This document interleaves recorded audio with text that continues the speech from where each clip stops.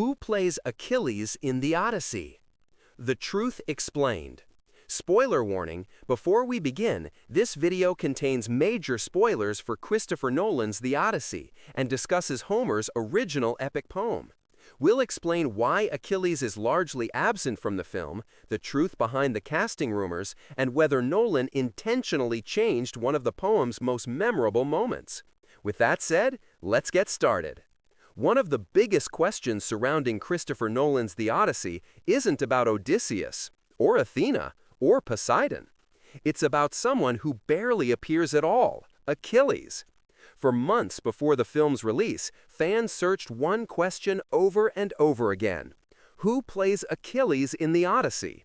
Many viewers were convinced the legendary warrior would appear. Some expected huge flashbacks to the Trojan War. Others believed Achilles would return during Odysseus's journey through the underworld.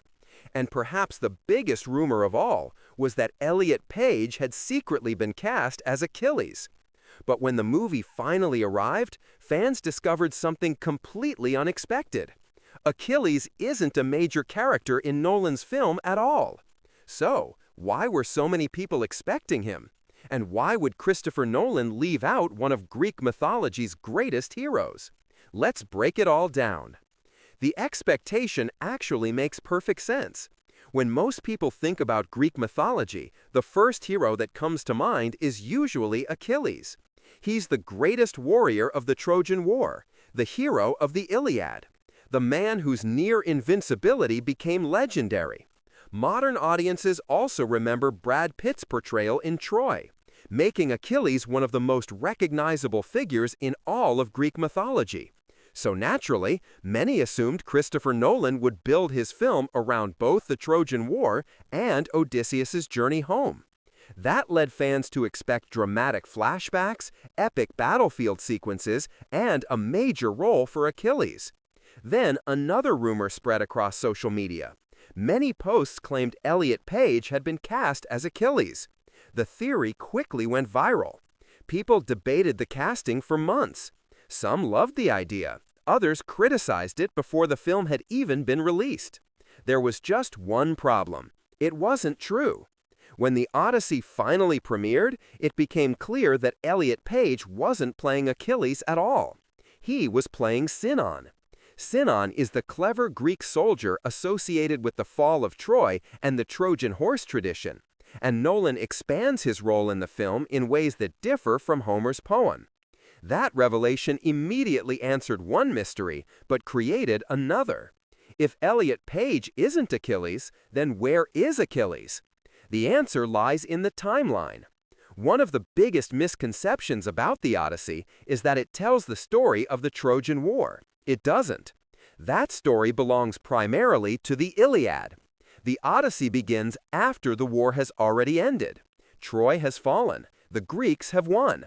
And Odysseus is simply trying to return home. By this point in Greek mythology, Achilles is already dead. His greatest battles are behind him. His story has already reached its tragic conclusion. That means Nolan isn't ignoring Achilles. He's following the basic chronology of Homer's epic by focusing on what happens after Troy falls. But here's where things become interesting. Even though Achilles is dead, he isn't completely absent from Homer's original poem. In one of the Odyssey's most famous chapters, Odysseus journeys into the underworld. There, he encounters the spirits of heroes who died during the Trojan War. One of them is Achilles. It's a brief scene, but an unforgettable one. Achilles tells Odysseus something profoundly moving. He says he would rather live as the poorest servant on earth than rule as king over all the dead. It's one of the poem's greatest reminders that glory and fame mean very little once life is over. That conversation completely changes how readers view Achilles. The invincible warrior now regrets the price of his own legendary reputation. Christopher Nolan, however, takes a different approach. Rather than giving Achilles that underworld encounter, the film replaces his presence with other characters and dramatic choices that keep the emotional focus on Odysseus's own guilt and memories. It's one of the adaptation's biggest departures from Homer's text.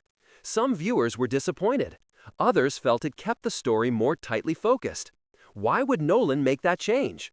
Of course, Christopher Nolan hasn't publicly said, "This is why I removed Achilles."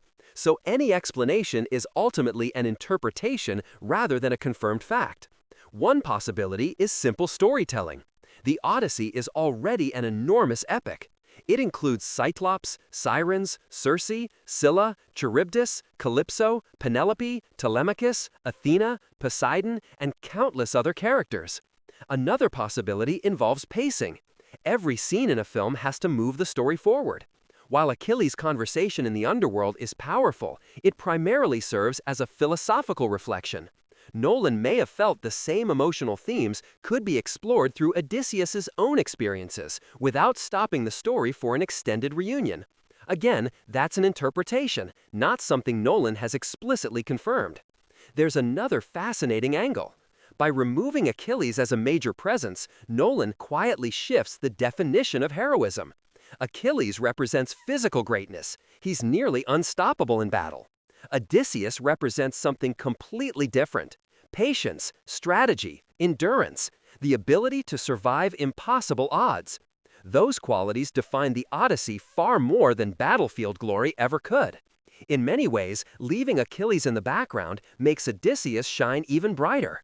Adding a substantial Achilles storyline could easily distract from Odysseus' personal journey. Keeping the spotlight on one hero allows the narrative to remain emotionally focused. Perhaps that's why the film surprises so many viewers. People walk into the theater expecting another Trojan War epic. Instead, they receive something much more intimate: a story about family, loss, perseverance, and the long road home. Achilles belongs to the story of how the war was won. Odysseus belongs to the story of what it cost to survive it. Those are two very different journeys. Final thoughts. So, who plays Achilles in Christopher Nolan's The Odyssey? The surprising answer is no one. Despite months of online speculation and widespread rumors about Elliot Page, Achilles is not a major character in the film, and Elliot Page instead portrays Sinon. While Achilles does appear briefly in Homer's original Odyssey as a spirit in the underworld, Nolan chooses a different path.